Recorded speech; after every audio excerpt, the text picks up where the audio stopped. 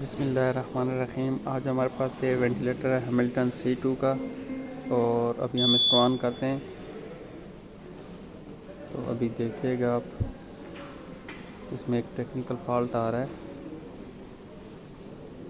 इसका फॉल्ट जो था वो ये था कि ये दे रहा था टेक्निकल स्टेट फेलियर। तो टेक्निकल स्टेट फेलियर जो देता है वो दो रीज़न की वजह से देता है। ये एक इसका बोर्ड है, ये इसका मेन बोर्ड है, ये हमने खोला है, इसके ऊपर सेक्शन है, और एक ये है, ये इसका ESM मॉड्यूल है जिससे बनता है एम्बेडेड सिस्टम मॉड्यूल। ठीक है। तो टेक्निकल स्टेट फेलियर का मतलब ये है कि या तो सॉफ्टवेयर करप्ट हो गया, या फिर सॉफ्टवेयर जिस बोर्ड में होता है ना वो बोर्ड ख़राब हो गया। तो ये जो बोर्ड है, ये ऊपर वाला, ये वाला, ये ESM मॉड्यूल है, और इसमें जो सॉफ्टवेयर है ना वो भी करप्ट हो सकता है, और ये मॉड्यूल बताते खुद भी ख़राब हो सकता है। ठीक है। तो चूँकि मेरे पास ESM मॉड्यूल पड़ा हुआ था, इसलिए मैंने ESM मॉड्यूल इसका रिप्लेस किया है। अब जब रिप्लेस किया तो अभी ये टेक्निकल स्टेट, अभी ये एरर दे रहा है, यानी कि ये जो स्टार्ट वेंटिलेशन है ये एक्टिव नहीं हो रहा। ठीक है। तो फिर मैंने इसके प्री ऑपरेशन चेक किए, टेस्ट इसके हो रहे थे टाइटनेस और फ्लो सेंसर के। O2 सेल जो है वो तो एक्सपायर हो चुका है, ये लगा हुआ O2 सेल, ये O2 सेल एक्सपायर हो चुका है, इसलिए ये तो चेंज होना ही है। लेकिन अब इसको हम मज़ीद चेक करते हैं कि फॉल्ट किस वजह से आ रहा है। तो इसके लिए हम पहले सिस्टम को ऑफ़ करेंगे।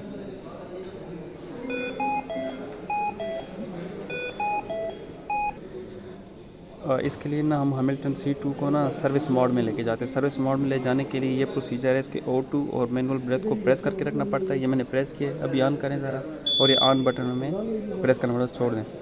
अब इसको हमने प्रेस करके ही रखना है, इन दो बटन्स को। ठीक है। अभी ऑन हो रहा है, तो अब यहाँ पर ना स्टार्ट सर्विस वेंटिलेशन आएगा।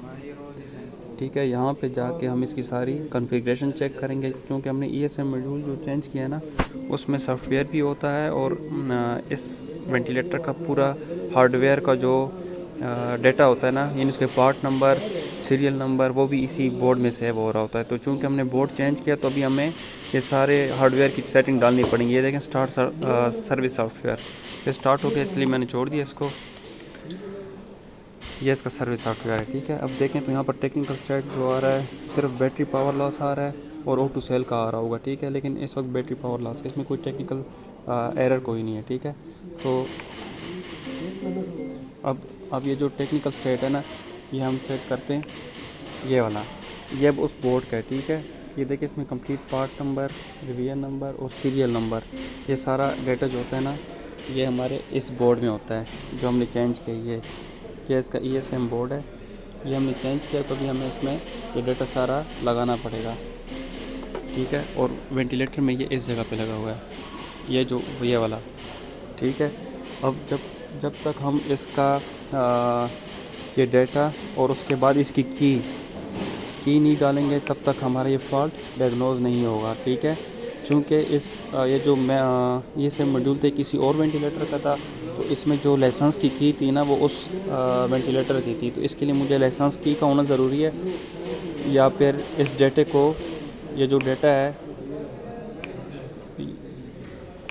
इसमें टेक्निकल स्टेट में, ये वाला, ये यहाँ से देखें तो ट्रांसफ़र। ठीक है। Technical state transfer insert USB stick.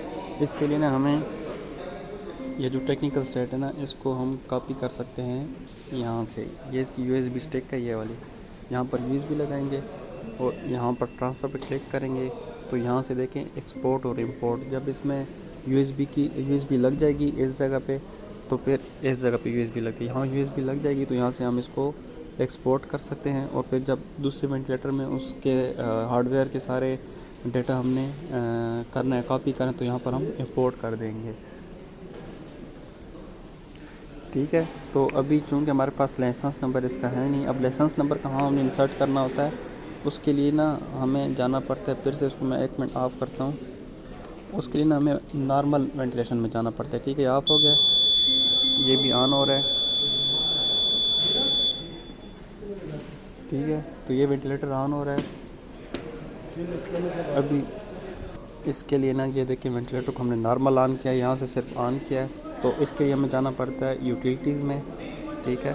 तो ये कॉन्फ़िगरेशन है, यहाँ पर हमें इसका कोड लगाना पड़ता है, और फिर कॉन्फ़िगरेशन में एंटर होकर उसकी की जो है वो हम लाइसेंस की वो इंसर्ट कर सकते हो। चूँकि मेरे पास अभी की नहीं है, तो जब इसकी की आएंगी उसकी मैं अलग वीडियो बनाऊंगा कि किस तरह इंसर्ट करते हैं।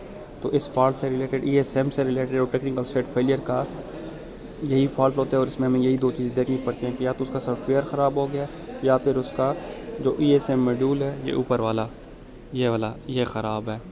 तो ये फॉल्ट इससे रिलेटेड है। चूँकि हमने रिप्लेस कर दिया, अभी हमें लाइसेंस की जब मिलेगी तो उसकी हम अलग से एक वीडियो बना के देंगे इंशाल्लाह।